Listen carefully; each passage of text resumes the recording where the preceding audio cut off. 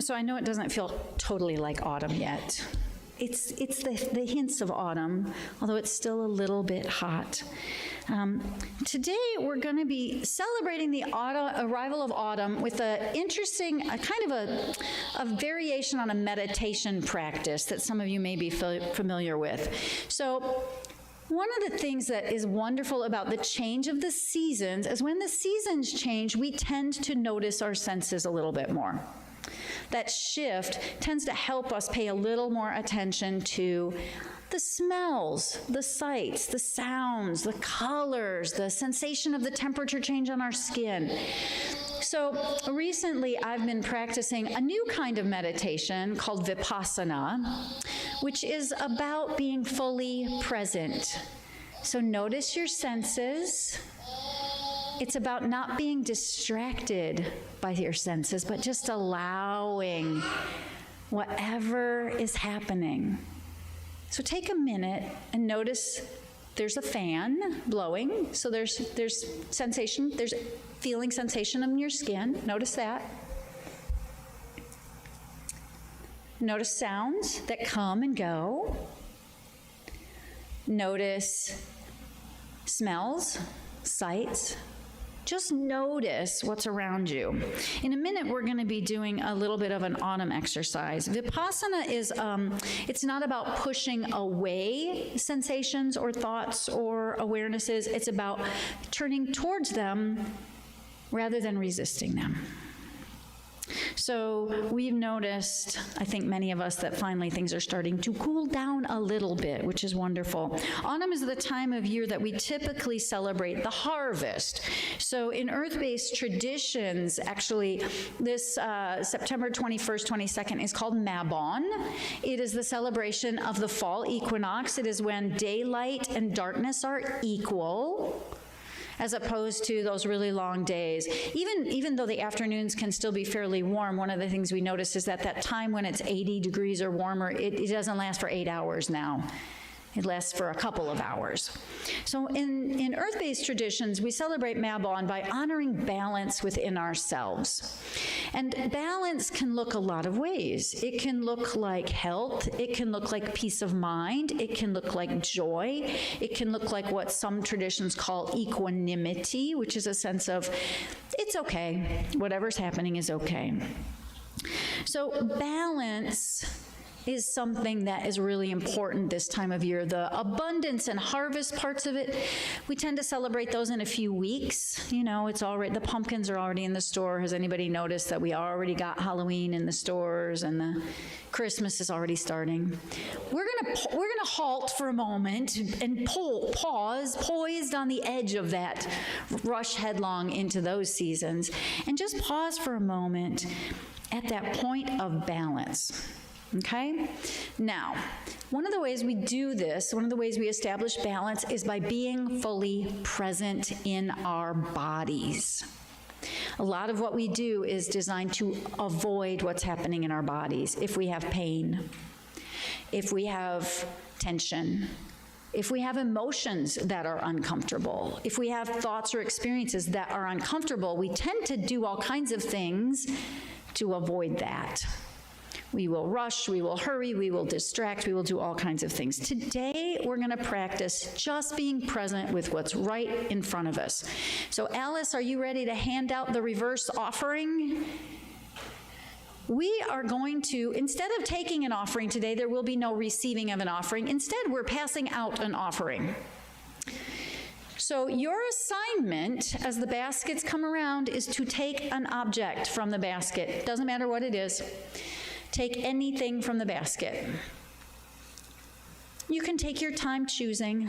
Some of these items came from Elkmont. Some of them came from here around the church. Some of them came from further away. Just pick one object.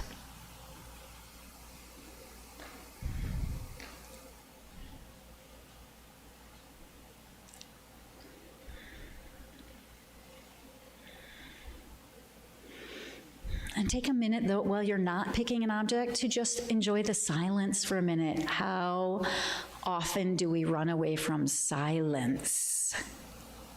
I don't know about you, but sometimes when there's a still, silent moment, I feel this anxiety rising in me, like I should be doing something. So let's just enjoy a moment of quiet while the baskets go around.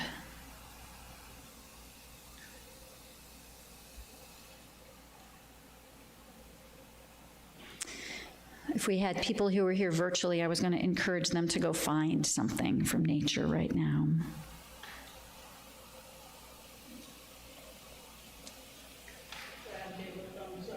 Have we got people? Awesome. Okay, virtual folks, what we're doing right now is we are having a reverse offering where people are picking something from a basket that comes from nature for the exercise for the rest of the service. So I invite you, if you are with us virtually, find a rock or a candle or a feather or a leaf or anything that is in your physical space around you that to you represents nature. You can also focus on an animal or a pet that's nearby if you're at home. Pick any object. This will work with any object. Linda will need one, too, up here. So maybe Alice, when you get a chance, can you come give Linda one of these objects, too, please? Or maybe you should go get one. Oh, Deanna's coming back. Deanna's coming back. Okay. Jerry in the back. Make sure Jerry has one there in the back, too. All right. So, take a look at your object. Really look at it. Notice the color. Now notice not just the one color, notice how it has changing colors. Notice how even if you say, oh, the whole thing's orange, notice that there are different shades of orange, or different shades of brown, or yellow, or red. Just really notice the colors.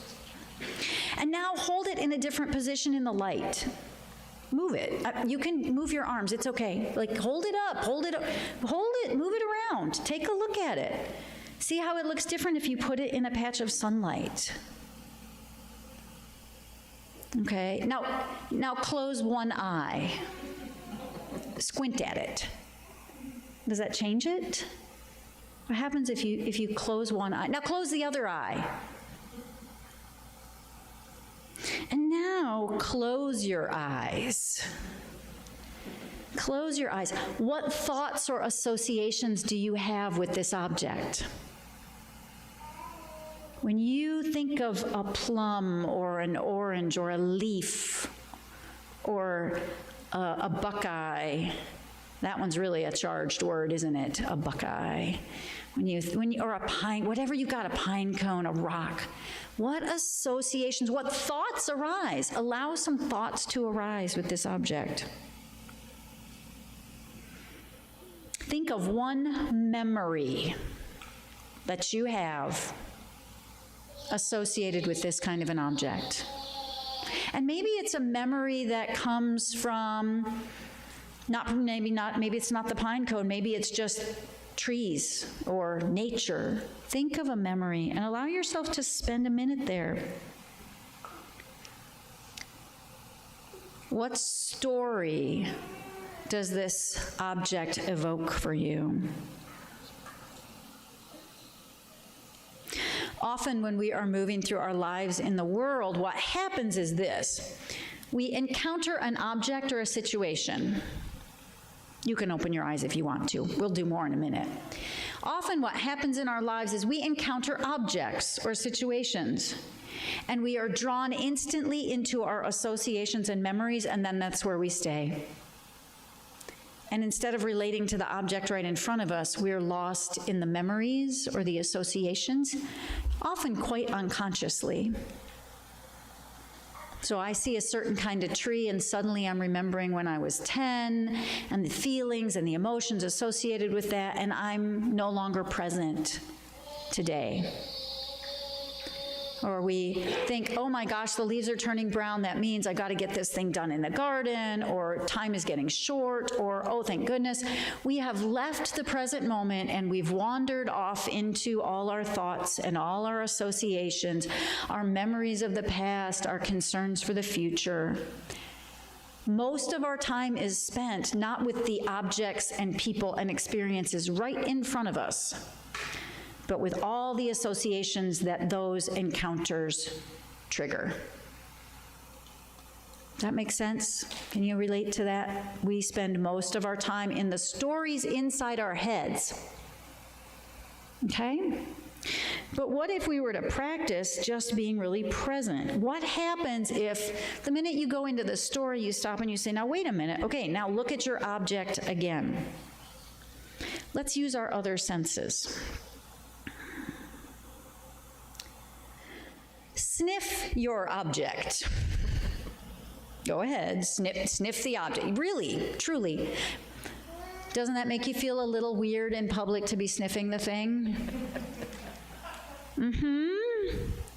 How often when you're walking through the world do you stop? You know, we have that poetic phrase, stop and smell the roses. But does anybody feel weird sticking their nose in a tree when you're walking down the street?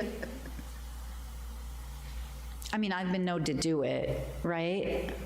Sniff. Do it again. I know you're all like, I've sniffed it already, for heaven's sake. Really sniff it. You can actually kind of rub it with your fingers to see if you can release some of the oils in it. Right? Okay, now feel it with your fingers. Really feel it. This is a deeper level of sense awareness. You've noticed maybe, okay, it feels like an orange, but now really allow the texture to be present. Really notice the texture of your object, whatever it is.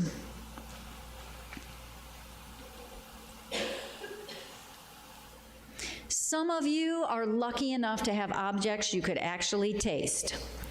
So, if you happen to have an object you can taste, please don't do it if you don't have an object that's meant to be tasted.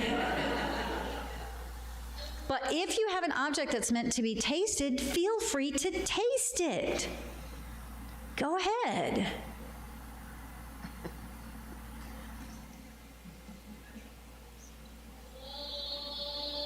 Okay, now for those of you who have objects you can't taste, I invite you to contemplate what taste memory your object brings up. Right? I can't look at fall leaves without thinking of pumpkin spice. Now, just pause for a moment. When I say pumpkin spice, can you not taste that in your mouth? How do you tell the difference between the associations and the actual event? Our brains are complex things. We are often caught up in the associations. So how do we stop? How do we take the time to actually be present in our senses, to smell the morning air as we head to the car? Or here's one that's a real challenge for you. How many of you know what your water tastes like? Yep. Water from different places tastes different.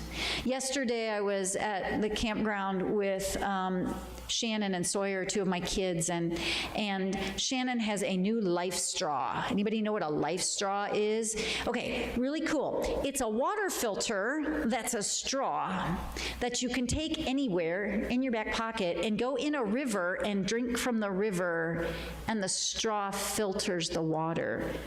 So Shannon swam out into a swimming hole at Elkmont with the straw and stuck it in the waterfall and drank the water and said, "This is the most amazing water I've ever tasted in my life."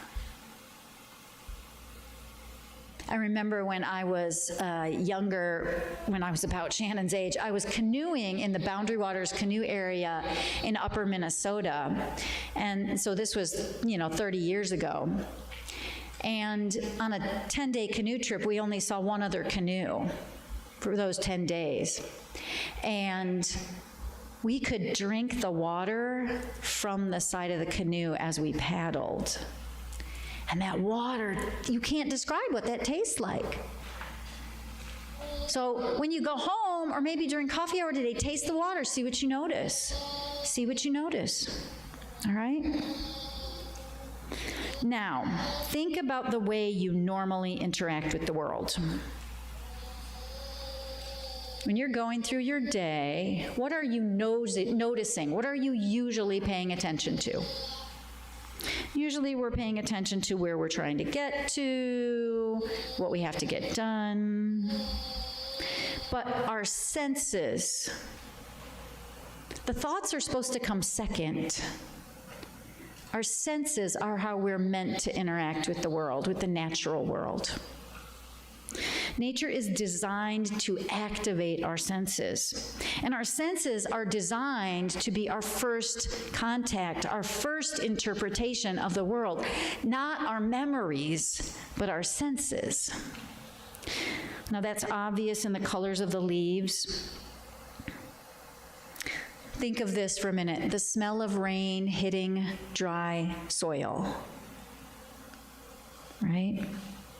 The ripe sweetness of a tart apple, the sounds of an owl. Who cooks for you? Who cooks for you? Right? The sound of the wind moving through the trees. So this week, Mabon, the fall equinox, is going to arrive. It's a time to mark the balance of night and day, and it's a time to pause between that bright, intense heat of summer, which we often want to get away from. We want to escape it. And pretty soon, we're going to be in the cold wetness of winter, which we often also want to get away from. So this is a great opportunity to pause for a moment, to really pay attention to our senses, to put away the phone, to put aside the TV clicker, and to even put aside all the associations and just simply be present. So, I'm going to invite you to try something else. Because it's easy when I give you a focus of attention, an object, right? I'm giving you some kind of focus. All right, now, I'm going to invite you to just choose something in this room to become aware of. Might be the person you're here with, might be the chair you're sitting on, might be the sound of my voice, might be the feel of the air. Pick anything. Pick something that's happening in this room. And we're going to breathe for like 4 minutes. Do you have a watch on, Linda? I do. Okay, Linda's going to time us. You're going to pick something in the room or on your person or near you, and we're going to attempt to pay attention to it for 4 minutes. I know, I saw those faces. It's a long time. It's a long time. And the experiment is just to see, first, how long you can pay attention before you are lost in your associations, right? And I will remind you, okay, if you've wandered off into thinking, just come on back to your thing, your object of whatever you're going to pay attention to, right? See if you can put your attention gently back on whatever you pick, and then I'll remind you to come on back to it. And you're just going to do an experiment with where your attention goes. So please start the timer now. Pick your object and just pay attention to it. And if you lose attention on your object, notice your breathing.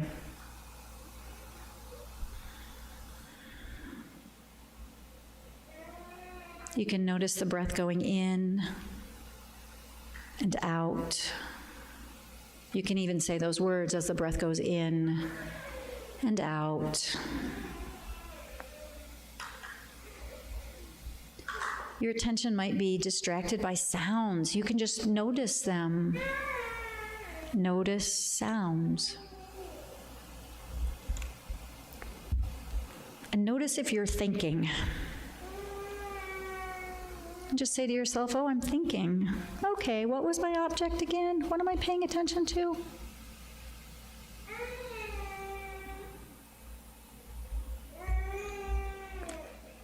See if you can pay attention to your breath going in and out. Whatever it is you're paying attention to.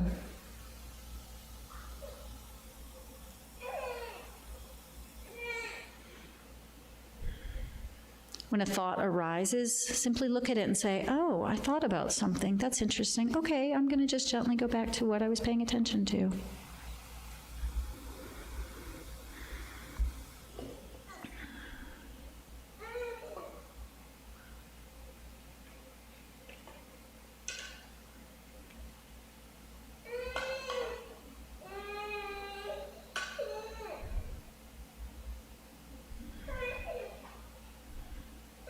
Noticing if your mind wanders, gently call it back to whatever the thing was you're paying attention to.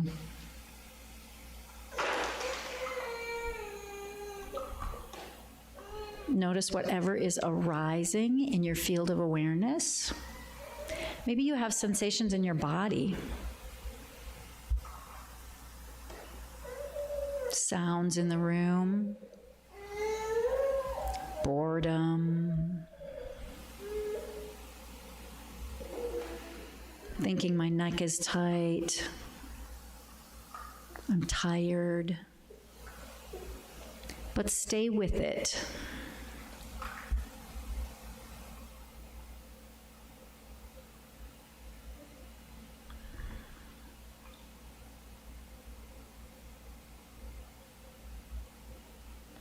Just stay with it for a few more breaths.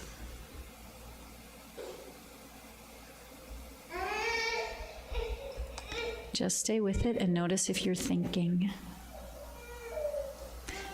Notice if it's difficult or easy to remain present with whatever you choose to put your attention on, and how quickly the mind wants to wander somewhere else.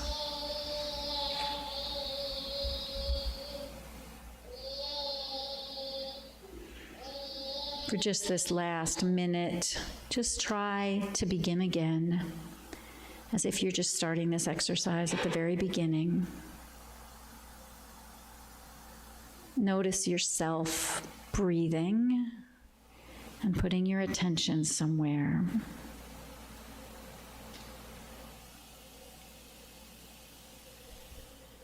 Notice your thoughts wanting to wander. Feel what that feels like in your body, in your mind. And just breathe.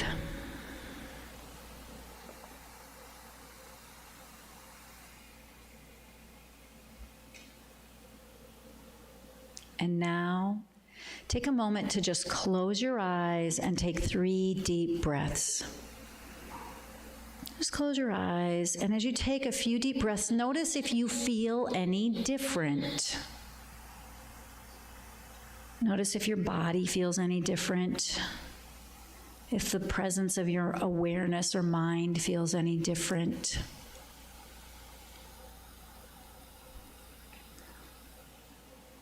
And when you're ready, open your eyes and look again at the object you chose out of the basket. And see if you can just notice one thing about that object that you didn't notice before. One thing. Might be a color, a little line of color that you didn't notice before. It might be a texture that you didn't notice before. Just notice that when we choose to be really present, it changes the state of our consciousness.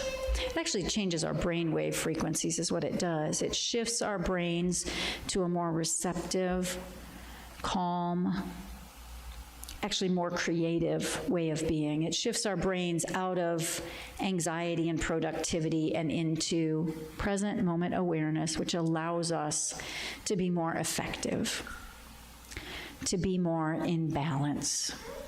So that's the exercise I'm going to invite you to take into this fall season with you.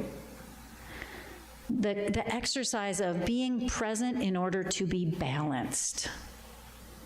Because isn't balance something that we're all always seeking? We call it by different names, but that balance, that sense of I'm here, I'm okay, I am balanced. That's something we're usually seeking. Be fully present. So we're doing some things differently now. So I'm going to explain to you some things we're doing differently at Westside now as a way to help us be more fully present with each other and less caught in narratives and associations and more fully present. So usually at this point in the service, we have an assumption that we're going to have the offering. That's changing. We're going to do that differently now. Notice I've got you all really calm before I tell you about change. Like strategically planned. to be really calm before I tell you about some changes we're making. So, one of the things that's changing in our world is we have virtual participants. We are a changing society. Things are changing. If we are caught in our associations, it's harder for us to stay balanced and adapt to changes.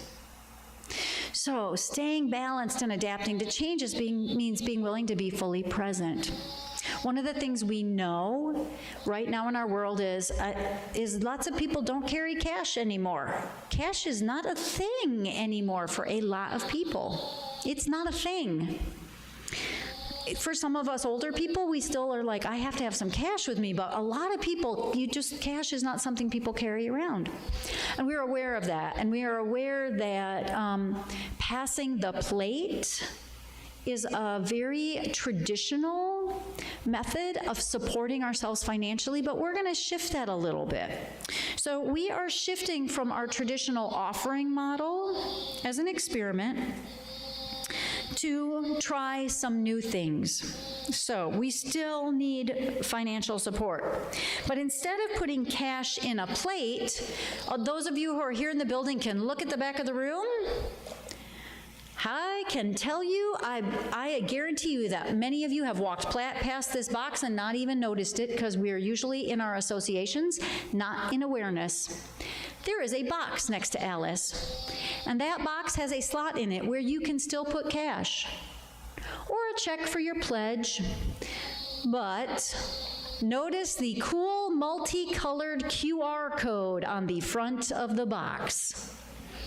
So for those of you who like a more 21st century way of donating, you can use your phone and the QR code. Those of you who are with us virtually, you can use the QR code on your screen, and you can also do it right from your seat, because there is a QR code in your order of service. Okay, there's 2 of them actually. Actually, this week, there's 4 QR codes. We are so totally a 21st century congregation now. Right? There are 4 QR codes in your order of service.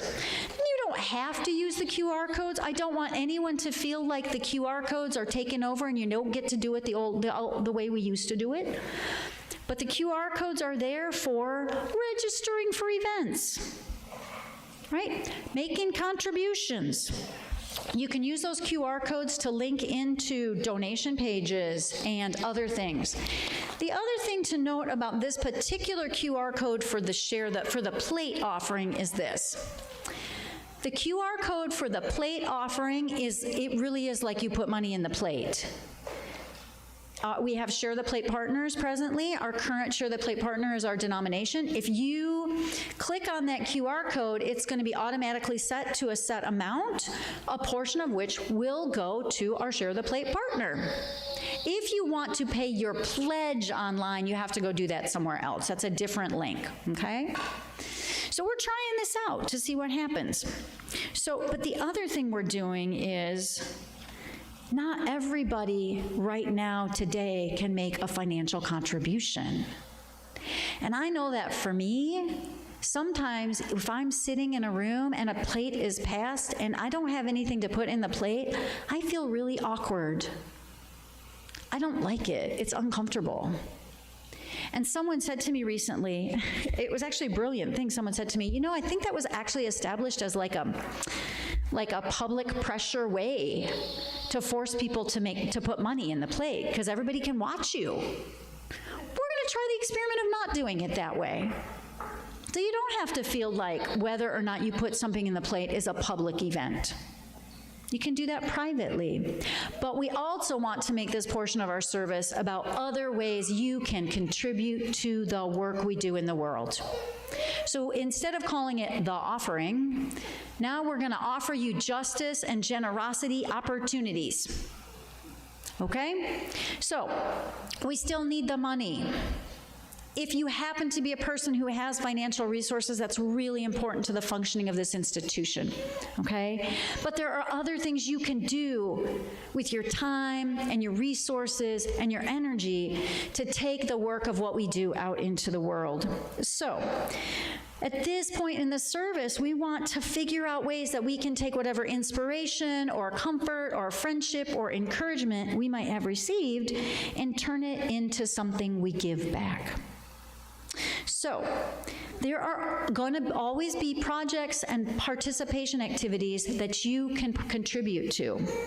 We are currently accepting these kinds of products. So you will find in the foyer of the building, you will find a couple different containers. One is for feminine hygiene products, which are now frequently called period products. Those are to be donated to local school systems, since it used to be that manufacturers contributed those to the school systems, and they no longer do that for financial reasons. So the school nurses don't have supplies on hand that they need. So we have collection for that.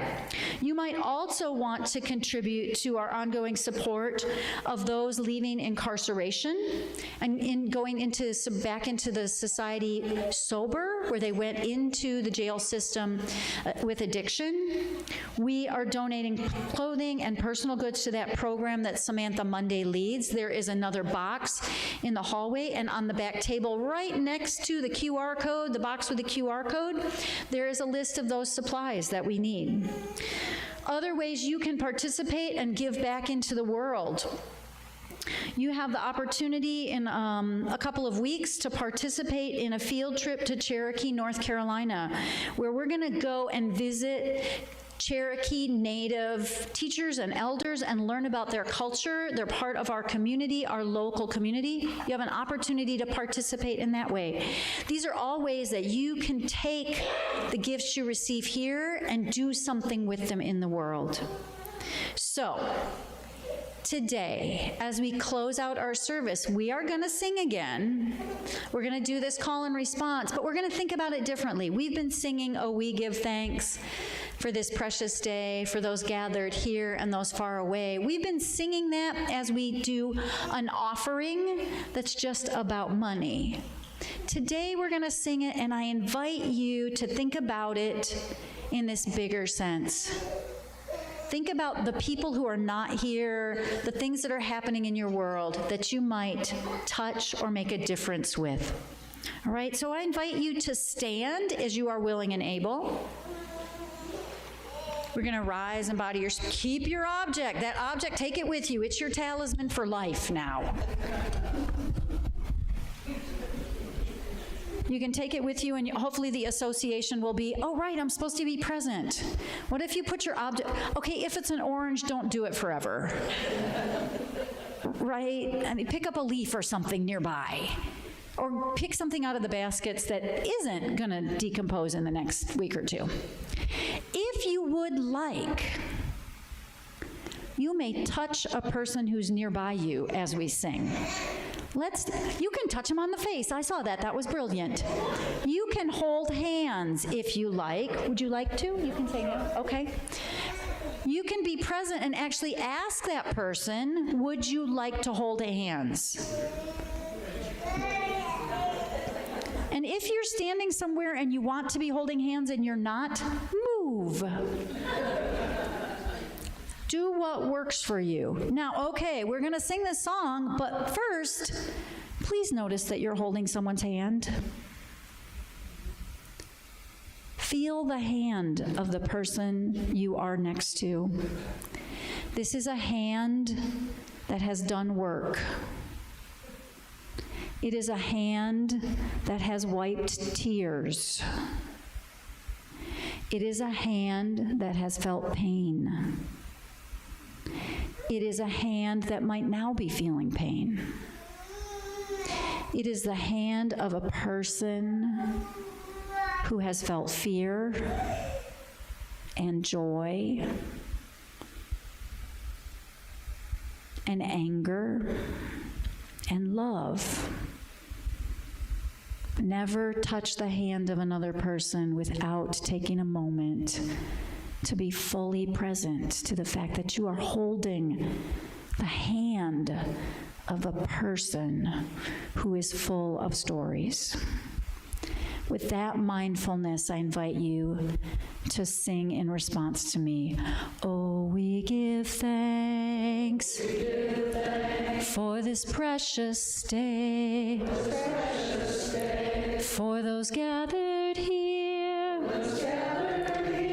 and those far away, for this time we share, with love and care. Oh, we give thanks, for this precious day. It is easier to be grateful and truly appreciate when we are present. And it is easier to be generous when we are aware of how much love, beauty, and possibility surrounds us. Go in peace to be present to all that is available to you in your world. May it be so.